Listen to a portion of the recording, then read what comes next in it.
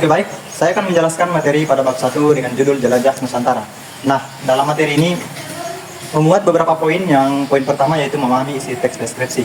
Nah, teks deskripsi yaitu teks yang menggambarkan suatu objek, tempat, ataupun peristiwa secara tertentu, agar pembaca dapat melihat, mendengar, mencium, serta merasakan apa yang dideskripsikannya. Nah, teori belajar yang cocok dalam materi ini yaitu teori belajar kognitif, karena berfokus pada proses mental, yaitu seperti pemahaman, ingatan, dan analisis.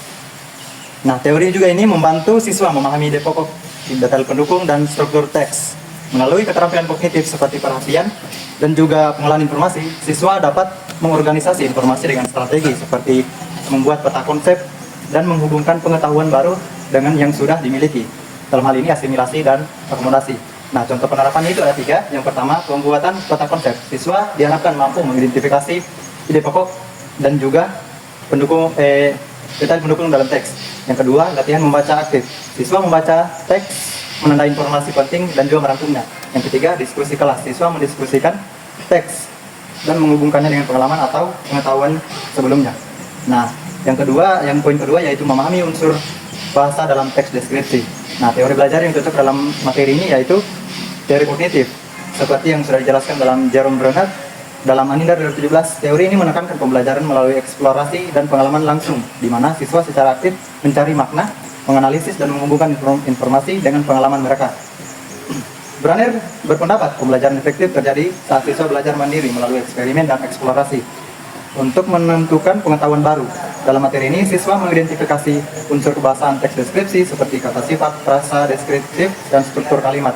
Nah, teori kognitif membantu siswa memahami pola bahasa secara sistematis dan membandingkannya jenis teks deskripsi menggunakan keterampilan kognitif. Nah, dalam contoh penerapannya juga ini ada 3. Yang pertama, analisis teks. Siswa menganalisis teks deskripsi untuk menemukan kata sifat, frasa deskriptif, dan struktur kalimat. Dan yang kedua, latihan identifikasi. Siswa mencari unsur kebahasaan dalam berbagai teks deskripsi. Dan yang ketiga, membuat contoh. Siswa menyusun kalimat atau paragraf deskripsi dengan unsur bahasa yang dipelajari.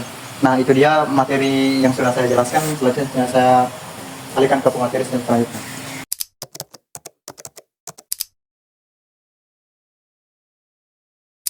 Baik, selanjutnya saya akan menjelaskan materi lanjutan dari bab 1, yaitu di poin C, menganalisis informasi lisan. Nah, pada penjelasan ini akan menunjukkan bagaimana 3 teori belajar relevan dengan materi ini. Nah, teori tersebut yaitu teori behaviorisme, teori kognitivisme, dan teori konstruktivisme. Nah, yang pertama itu teori behaviorisme. Teori ini menekankan pembelajaran melalui stimulus dan respon. Menurut Burshidi dalam Anidar, siswa belajar karena adanya stimulus atau rangsangan dari lingkungan dan memberikan tanggapan atau respon. Nah, dalam materi ini, siswa mendengar deskripsi lisan tentang Desa Wairebo dan sentra kritik pisang. Kemudian, menjawab pertanyaan untuk menguji pemahaman mereka.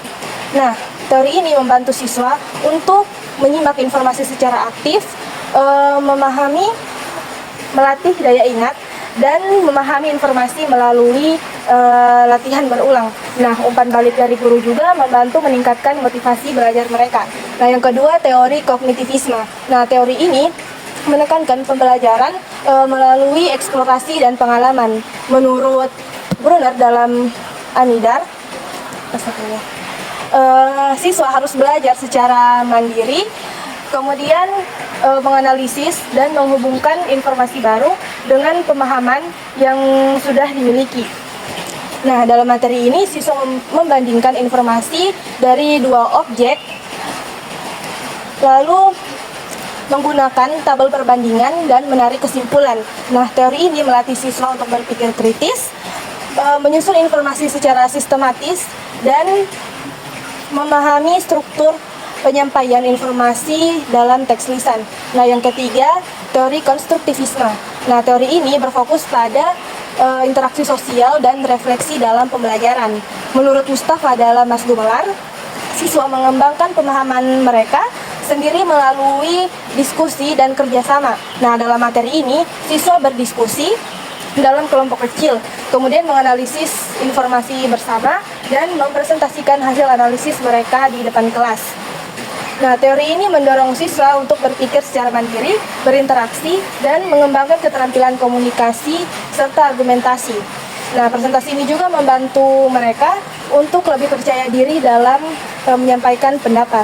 Nah, jadi ketiga teori ini tuh saling melengkapi dalam pembelajaran, khususnya pada materi menganalisis informasi lisan.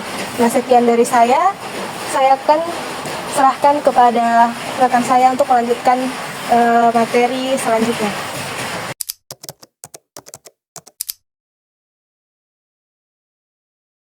Oke, baik, terima kasih. Selanjutnya saya akan menjelaskan tentang materi keempat, yaitu menyunting teks deskripsi. Nah, di materi menyunting teks deskripsi ini, siswa diajak untuk mempelajari penggunaan huruf kapital dan tanda baca, khususnya tanda baca koma dan juga kata depan yang benar. Siswa juga diajak untuk menganalisis dan memperbaiki kesalahan dalam teks seperti penggunaan huruf kapital di awal kalimat dan nama geografi dan juga penggunaan tanda baca koma dalam berbagai konteks. Nah, teori yang cocok dalam materi menyunting teks deskripsi ini adalah teori belajar konstruktivisme. Nah, di teori belajar konstruktivisme ini pembelajaran bukan hanya proses menerima informasi, tetapi juga proses membangun pemahaman secara aktif melalui interaksi sosial, pengalaman, dan juga refleksi. Nah, dalam menyunting teks deskripsi, siswa diajak untuk mengevaluasi dan memperbaiki teks berdasarkan kaidah kebahasaan yang benar. Proses ini membutuhkan pemahaman mendalam tentang struktur teks, tata kebahasaan, dan kosakata. Nah, contoh penerapannya dalam pembelajaran itu melalui diskusi kelompok. Siswa berdiskusi dalam kelompok kecil untuk mengidentifikasi kesalahan umum dalam teks deskripsi dan mencari solusi bersama. Selanjutnya yaitu materi menyajikan teks deskripsi. Pada materi menyajikan teks deskripsi, teori yang paling cocok juga adalah teori belajar konstruktivisme. Di sini, siswa diajak untuk menciptakan teks deskripsi berdasarkan pengalaman atau observasi mereka sendiri. Hal ini memungkinkan mereka untuk mengkonstruksi pengetahuan secara mandiri.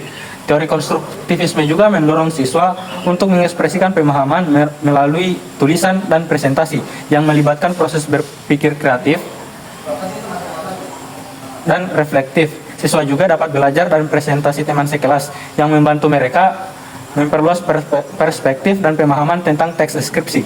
Contoh penerapan teori konstruktivisme dalam pembelajaran yaitu pembelajaran berbasis proyek.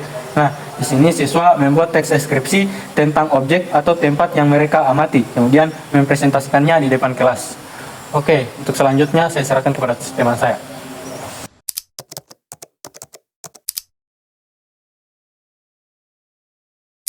Oke, baik, untuk materi selanjutnya yaitu bab 2, berkelana di dunia imajinasi.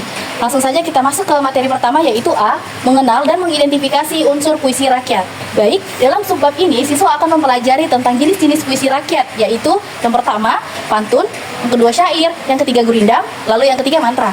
Di sini siswa akan mempelajari tentang ciri-ciri dari masing-masing jenis puisi tersebut. Lalu mereka akan mengidentifikasi unsur-unsur penting, seperti yang pertama berapa baris per bait, yang kedua jumlah kosakatanya, yang ketiga itu pola rimanya, yang keempat itu fungsi sampiran, dan yang kelima isi. Selanjutnya, teori yang diterapkan dalam subbab ini yaitu teori konstruktivisme. Kenapa? Karena menekankan aktif pada siswa agar siswa dapat mencari tahu atau mengembangkan pengetahuan mereka sendiri lebih dalam lagi. Seperti yang disebutkan oleh Jawaludin dan Wardana di tahun 2019, yaitu belajar adalah aktivitas aktif di mana siswa membangun pengetahuan mereka sendiri. Selanjutnya yaitu B, mengidentifikasi elemen pada teks naratif.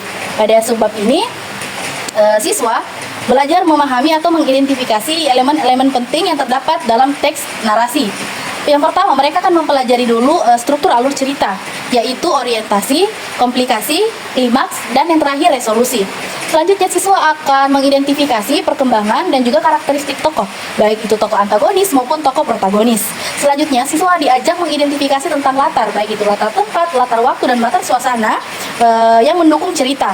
Mereka akan menggali tema dan juga gagasan serta pesan yang ingin disampaikan oleh sang penulis tersebut. Lalu, penggunaan gaya bahasa seperti majas ini juga perlu diperhatikan dalam penyampaian cerita agar yang memahami dapat memahaminya dengan mudah. Kegiatan ini bertujuan agar siswa dapat menganalisis elemen-elemen teks naratif secara keseluruhan dan juga bisa mengonstruksi pesan baik makna dari penulis. Oke, selanjutnya akan dilanjutkan oleh rekan saya.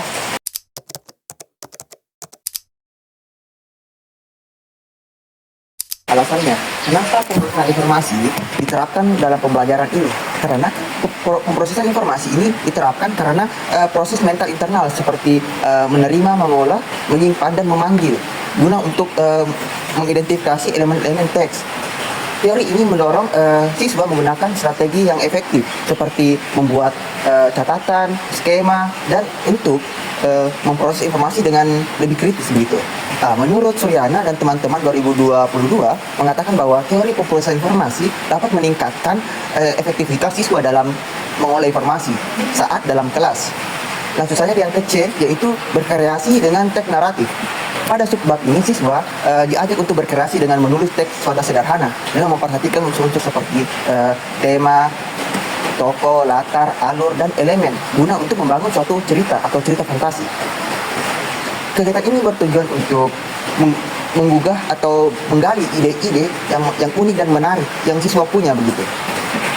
Alasan penerapannya, kenapa teori belajar kognitivisme itu diterapkan dalam pembelajaran ini karena menekankan proses mental internal seperti berpikir kritis, pemecahan masalah. Siswa juga diharapkan mengaktifkan skema kognitif mereka yang mereka miliki dan siswa juga menerapkan pengetahuan tentang elemen cerita, teknik penulisan begitu. Menurut Nur Hadin 2020 mengatakan bahwa teori kognitivisme ini penting dalam proses berpikir tingkat tinggi seperti analisis dan sintesis saat menulis cerita fantasi sederhana begitu. Materi selanjutnya akan dijelaskan teman saya. Sekian.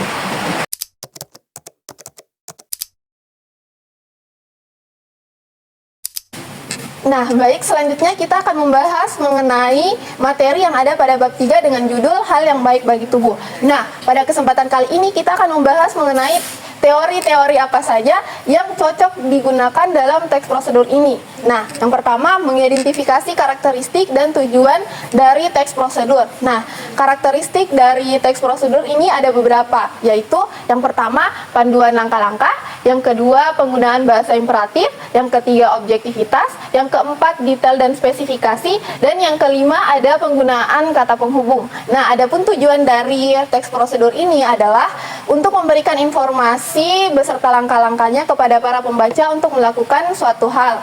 Nah, teori apa saja yang cocok untuk materi ini untuk diajarkan kepada para siswa? Yang pertama ada teori behavioristik. Nah, teori behavioristik ini adalah teori yang mempelajari tentang perilaku manusia, yang dimana teori ini juga menjelaskan mengenai pembelajaran dalam kaitannya dengan peristiwa-peristiwa yang ada di lingkungan.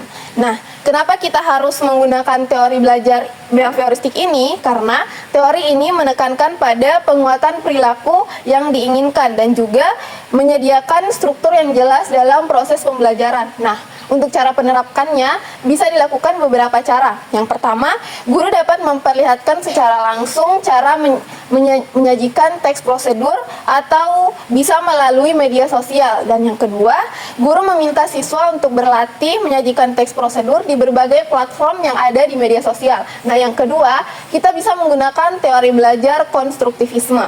Nah, teori konstruktivisme ini bersifat membangun, yang dimana teori konstruktivisme ini memberikan pendekatan yang kuat untuk pendidikan dengan menekankan pentingnya pengalaman pribadi dan interaksi sosial dalam membangun pengetahuan. Nah, kenapa kita harus menggunakan teori belajar ini? Karena teori belajar ini mendorong siswa untuk terlibat secara aktif dalam proses belajar dan juga meningkatkan kemampuan berpikir kreatif dan berpikir kritis para siswa, dan juga membantu mengaitkan pengetahuan baru dan pengalaman mereka sebelumnya. Nah, untuk cara menerapkannya, yang pertama, guru bisa memulai pembelajaran dengan mengajak siswa untuk mengemukakan pengetahuan awal mereka tentang suatu pokok yang akan dibahas. Dan yang kedua, guru dapat membuat suatu proyek tentang teks prosedur yang dimana memerlukan kerjasama dan kolaboratif antar siswa.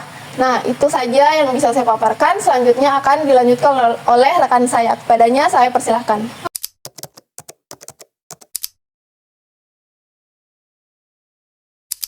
Baik, di sini saya akan menjelaskan tentang mengenali unsur kebahasaan dalam teks prosedur.